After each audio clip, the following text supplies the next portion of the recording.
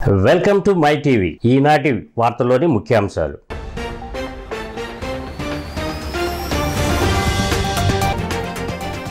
ముగిసిన ఎన్నికల ప్రచారం. చిలకలూరిపేట సభలో పాల్గొన్న సీఎం జగన్ గత మేనిఫెస్టోలో 99% అమలు చేశామని వెల్లడి.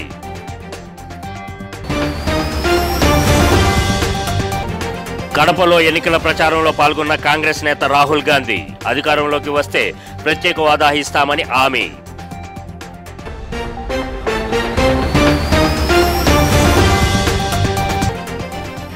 తిరుపతిలో ఎన్డీఏ కూటమి భారీ రోడ్ షో. హాజరైన బీజేపీ జాతీయ అధ్యక్షుడు జేపీ నడ్డా, తెదేపా నేత నారా లోకేష్.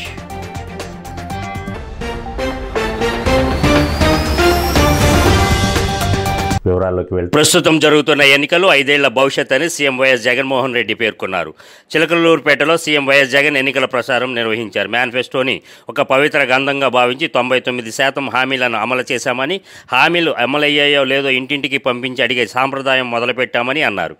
59 నెలల్లో విప్లవాత్మక మార్పులు తీసుకొచ్చామన్నారు. వివిధ పథకాలకు గాను 130 సార్లు బటన్ నొక్కానని, అక్క చెల్లెమ్మలకు నేరుగా 2,70,000 కోట్ల అందించామన్నారు. ఎక్కడా లంచాలు వివక్షలేని పాలన అందించామని, సంక్షేమ పథకాలు నేరుగా లబ్ధిదారులకు అందడంలో గతంలో చూశారా అని ప్రశ్నించారు. 3వ తరగతి నుంచి సబ్జెక్ట్ టీచర్లు ఐబీ దాకా ప్రయాణం గతంలో ఎప్పుడు చూడని విధంగా ఈ రోజు మన గవర్నమెంట్ స్కూళ్ళలో చదువుతా ఉన్న పిల్లల టెక్స్ట్ బుక్లు బైలింగ్వల్ టెక్స్ట్ బుక్స్, అంటే ఒక పేజీ ఇంగ్లీషు పక్క పేజీ తెలుగు. గతంలో ఎప్పుడూ జరగని విధంగా పిల్లల బడులు తెరిచేసరికే పిల్లలకు విద్యా కానుక. పిల్లల బడులలో ఈరోజు ఆ పిల్లలకు గోరుముద్ద. మొట్టమొదటిసారిగా చరిత్రలో ఎప్పుడూ జరగని విధంగా ఆ తల్లులకు ఆ పిల్లలను బడికి పంపిస్తే చాలు ఆ తల్లులను ప్రోత్సహిస్తూ ఆ తల్లుల చేతుల్లో ఓ అమ్మఒడి. మొట్టమొదటిసారిగా పెద్ద చదువులకు ఏ తల్లి ఏ తండ్రి ఇబ్బంది పడకూడదు అని, ఏ పిల్లాడు ఇబ్బంది పడకూడదు అని, అప్పుల పాలయ్యే పరిస్థితి రాకూడదు అని ఈరోజు మన పిల్లలు ఇంజనీరింగ్ చదువుతా ఉన్న పిల్లలు, మెడిసిన్ చదువుతా ఉన్న పిల్లలు, డిగ్రీలు చదువుతా ఉన్న మన పిల్లలు, రాష్ట్రంలో చదువుతా ఉన్న మన పిల్లలు ఏకంగా 93% మంది మన పిల్లలకు ఈరోజు పూర్తి ఫీజులు కడుతూ జగనన్న విద్యా దీవెన, జగనన్న వసతి దీవెన గతంలో జరిగాయా అని అడుగుతా ఉన్నాను మీ బిడ్డ. మొట్టమొదటిసారిగా ఈరోజు మన డిగ్రీలకు అనుసంధానం చేస్తా ఉన్నాం. ఇంటర్నేషనల్ యూనివర్సిటీస్ నుంచి ఈరోజు కరికులంలో ఇంటర్నేషనల్ యూనివర్సిటీస్ నుంచి సర్టిఫైడ్ వర్టికల్స్. మొట్టమొదటిసారిగా ఈరోజు కరికులంలో మ్యాండేటరీ ఇంటర్న్షిప్. నేను అడుగుతా ఉన్నా, విప్లవాలు విద్యా రంగంలో మీ బిడ్డ ఈ 59 నెలల్లో తీసుకొచ్చిన ఈ విప్లవాలు గతంలో ఎప్పుడైనా జరిగాయా అని అడుగుతా ఉన్నాడు మీ బిడ్డ. జరిగాయా అన్నా? అక్క జరిగాయా గతంలో? కాంగ్రెస్ పార్టీ అధికారంలోకి రాగానే 2 రోజులలో ప్రత్యేక హోదాను కల్పిస్తామని కాంగ్రెస్ నాయకుడు రాహుల్ గాంధీ పేర్కొన్నారు. కడపలో పీసీసీ అధ్యక్షురాలు వైఎస్ షర్మిల తరపున నిర్వహించిన ప్రచార బహిరంగ సభలో ఆయన మాట్లాడారు. ఏపీకి 10 సంవత్సరాల పాటు ప్రత్యేక హోదాను కల్పిస్తామని వెల్లడించారు. పోలవరం ప్రాజెక్టును పూర్తి చేసి రైతాంగానికి నీరు అందిస్తామని, కడప స్టీల్ ప్లాంటును పునరుద్ధరిస్తామని ప్రకటించారు. ఏపీకి చెందిన గత ప్రభుత్వాలు మోదీ వద్ద మోకరిల్లడం వల్లే ప్రత్యేక హోదా, పోలవరం, కడప స్టీల్ ప్లాంట్ రాలేదని ఆరోపించారు. రాజీవ్ గాంధీ, రాజశేఖర్ రెడ్డి అన్నదమ్ముల్లా ఉండేవారని వెల్లడించారు. వైఎస్ఆర్ ఏపీకే కాదు మొత్తం దేశానికే దారి చూపించారని కొనియాడారు. వైఎస్ఆర్ తండ్రిలా తనకు మార్గనిర్దేశం చేశారని, పాదయాత్రల ద్వారానే ప్రజల సమస్యలు తెలుస్తాయని చెప్పారని వివరించారు. ఈసారి బుద్ధి చెప్పాల్సిన సమయం వచ్చింది. అంతేకాదు, జగన్మోహన్ రెడ్డి గారు ముఖ్యమంత్రిగా 5 సంవత్సరాలుగా ఉన్నారు.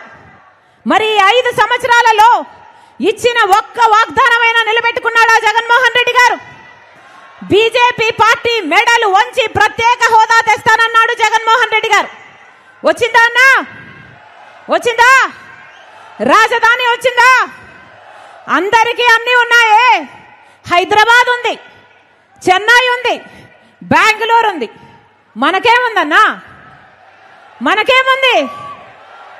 చేతిలో చిప్ ఉంది.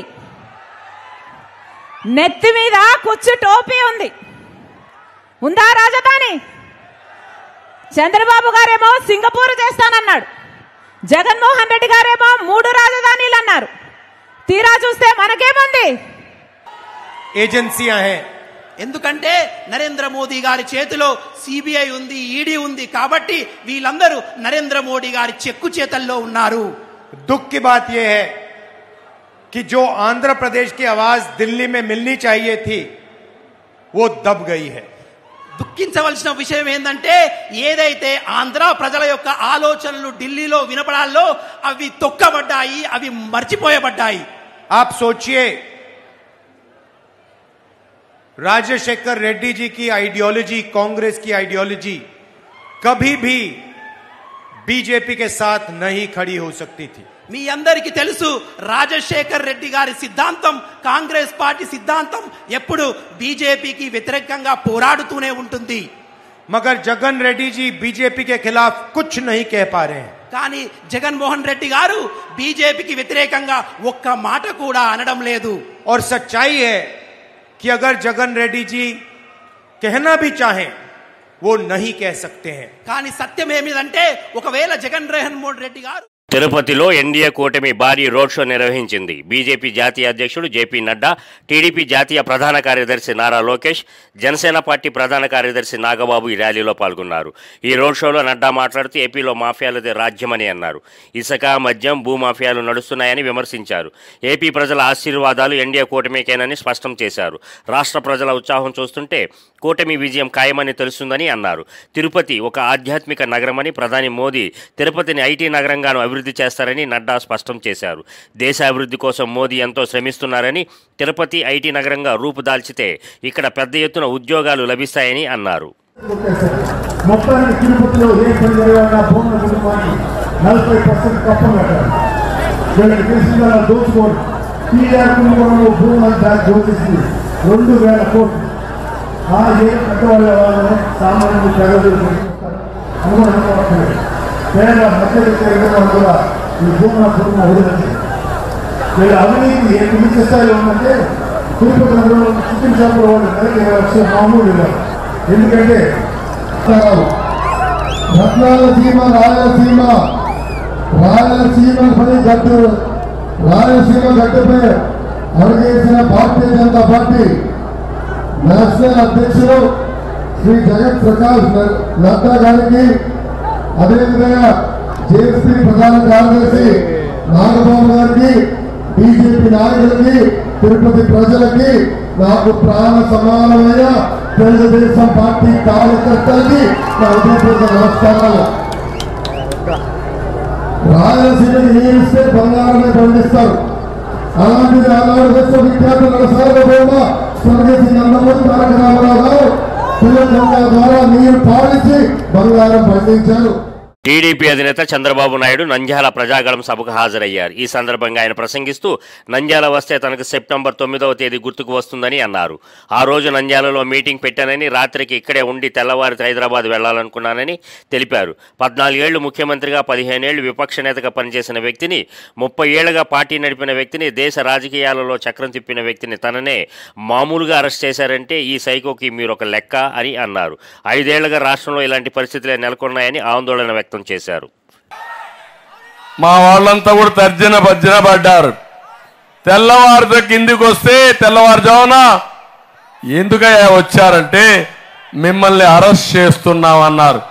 ఒరే, నేను మాజీ ముఖ్యమంత్రిని, నేను ఎక్కడికి పారిపోను. నన్ను అరెస్ట్ చేయాలంటే కారణం ఉండాలి కదా, తమ్ముళ్ళు. నోటీస్ ఇవ్వాలి కదా తమ్ముళ్ళు. తప్పు చేస్తే నిరూపించాలా లేదా? నేను అడిగా దేంట్లో అరెస్ట్ చేస్తున్నావా అని అడిగా.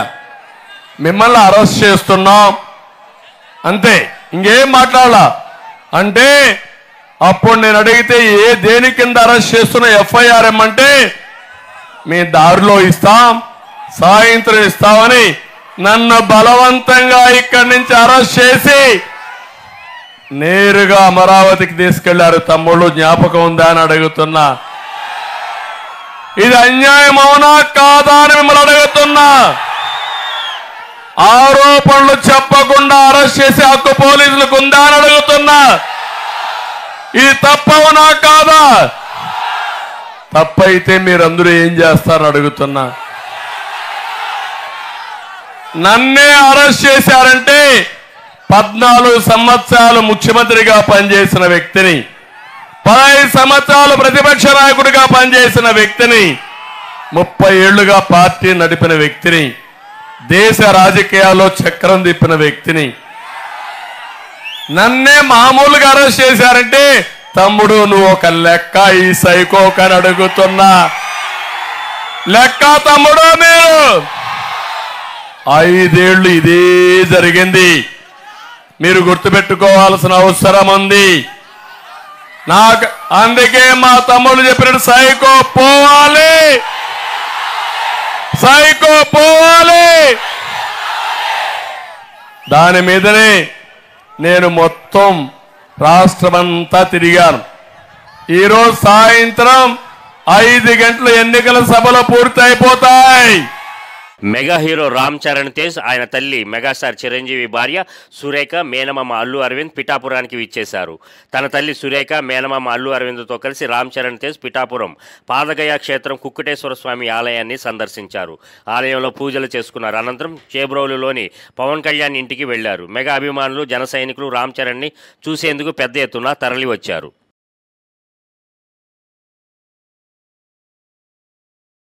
జై Bharat national party Rajahmundry rural assembly అభ్యర్థి మన్నవి రఘురాం రూరల్ ప్రజలకు నేనున్నా అనే హామీతో మేనిఫెస్టో వివరించారు. మే 13న జరిగే ఎన్నికలలో జై భారత్ పార్టీని గెలిపించాలని, ఒక అవకాశం ఇస్తే రాజమండ్రి రూరల్ అభివృద్ధికి అహర్నిశలు కృషి చేస్తానని హామీ ఇచ్చారు. ప్రతి ఒక్కరూ ఓటు హక్కుని వినియోగించుకోవాలని కోరారు. మన సమస్యలు పట్టించుకుంటారో వాళ్లకు ఓటు వేయండి. మేము చెప్తున్నాం జై భారత్ పార్టీ నుంచి, మేము మీకు అందుబాటులో ఉంటాం. అంతేగాని 5 సంవత్సరాలకు ఒకసారి కనిపించి మళ్ళీ వెళ్ళిపోయే వ్యక్తులం కాదు. మేము మీకు అందుబాటులో ఉంటాం, మీ సమస్యలు పట్టించుకుంటాం. అసలు మనకి ఏం సమస్యలు ఉన్నాయి, ఏం సమస్యలు ఉన్నాయో కూడా ఇప్పుడు ఇక్కడున్న పాలకులకు తెలియదు. రాజమండ్రి రోడ్లో తాగునీటి సమస్య చాలా దారుణంగా ఉంది. డబ్బు పెట్టి కొనుక్కుంటున్నాం మనం. అంతేకాకుండా డ్రైనేజ్ వ్యవస్థ ఇంకా అత్యంత దయానీయంగా ఉంది. ఎందుకంటే ఏదైనా ఒక వర్షం చినుకు పడిందంటే బండి వెళ్ళలేని పరిస్థితి ఈరోజు.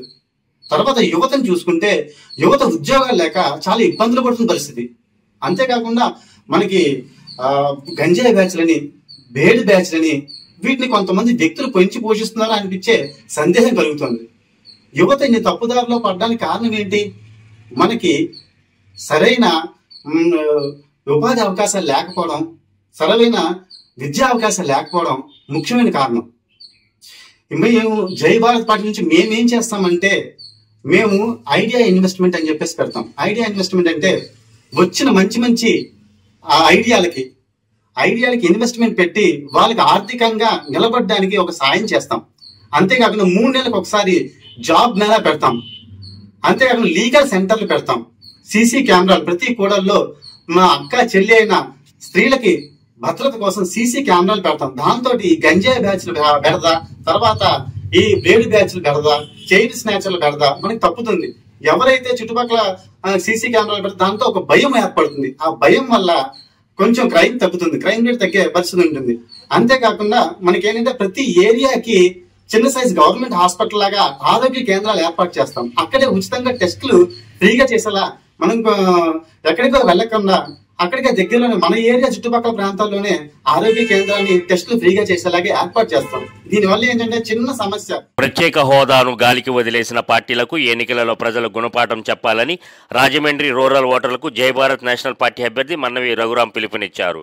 రాష్ట్ర విభజన సమయంలో ప్రత్యేక హోదా లేక ప్రత్యేక ప్యాకేజీ ఇస్తామన్న మాటలు నీటి మూటలయ్యాయని ఆరోపించారు. తాను డోర్ టు డోర్ ప్రచారం చేస్తున్నప్పుడు అనేక విషయాలు తన దృష్టికి వచ్చాయన్నారు. చాలామంది ఓట్లు గల్లంతయ్యాయని, కొందరి ఓట్లు ఏ బూత్లో ఉన్నాయో తెలియని పరిస్థితి నెలకొందని అన్నారు. రాష్ట్రంలో 13 లక్షల మంది మహిళలు మిస్ అయ్యారని, దానిపై ఎలాంటి చర్యలు నేటికి కనిపించలేదన్నారు.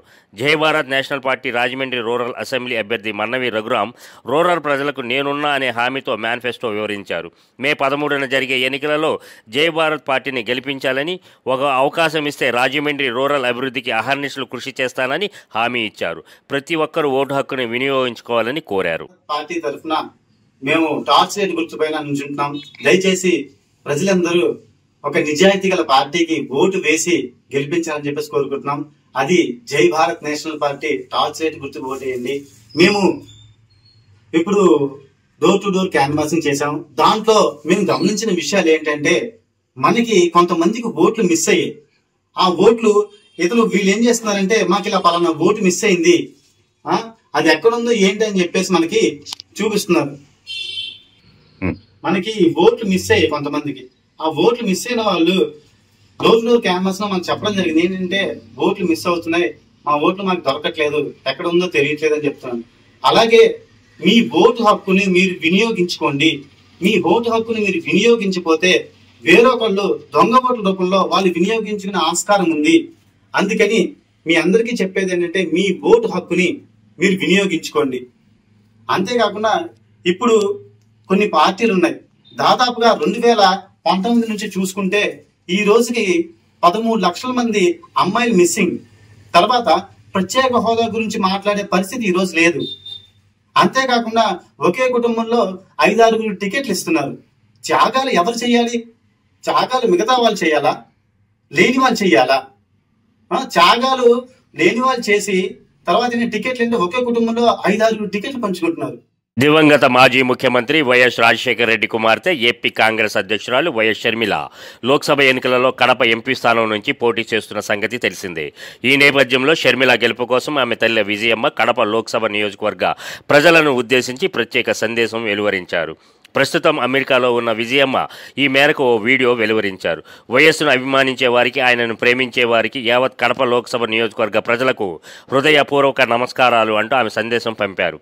రాజశేఖర్ రెడ్డిని ఏ విధంగా హక్కున చేర్చుకున్నారో, ఏ విధంగా నిలబెట్టారో ఆ విధంగానే ఆయన కూడా ఊపిరి ఉన్నంత వరకు మీకోసం ప్రజాసేవలో అంకితమయ్యారని, ప్రజాసేవలోనే ఆయన చనిపోయారని అన్నారు.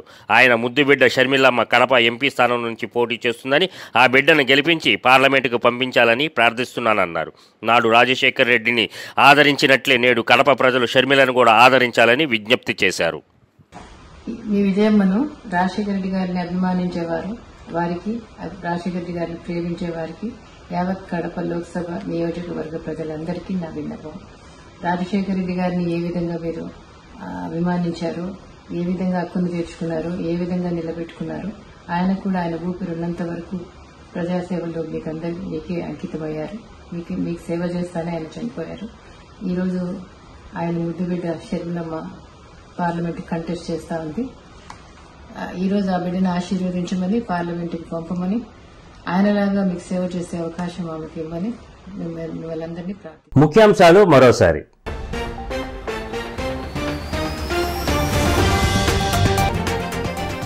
ముగిసిన ఎన్నికల ప్రచారం. చిలకలూరిపేట సభలో పాల్గొన్న సీఎం జగన్ గత మేనిఫెస్టోలో 99% అమలు చేశామని వెల్లడి.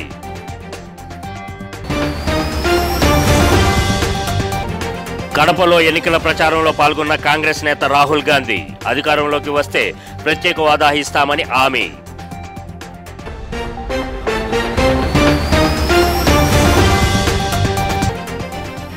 తిరుపతిలో ఎన్డీఏ కూటమి భారీ రోడ్ షో. హాజరైన బీజేపీ జాతీయ అధ్యక్షుడు జేపీ నడ్డా, తెదేపా నేత నారా లోకేష్.